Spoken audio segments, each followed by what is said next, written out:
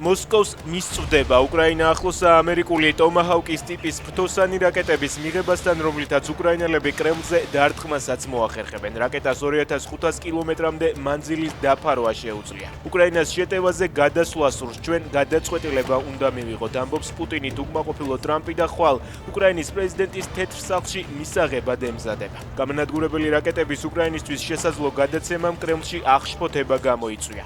ზელენსკისა და ტრამპის მორიგ შეხვედრამდე ერთი დღით ადრე რუსი ჩინოვნიკები და პროპაგანდისტები ტრამპს თავს ესხმიან და ამერიკის პრეზიდენტს რუსეთის წინააღმდეგ აგრესიაში ადანაშაულებენ.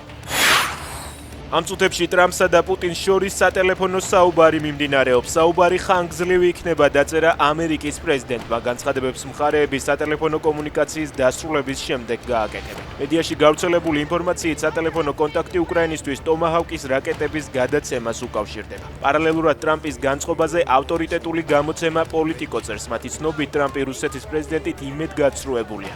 პუტინზე შურისძიების საუკეთესო გზა კი ზელენსკის შექებაა.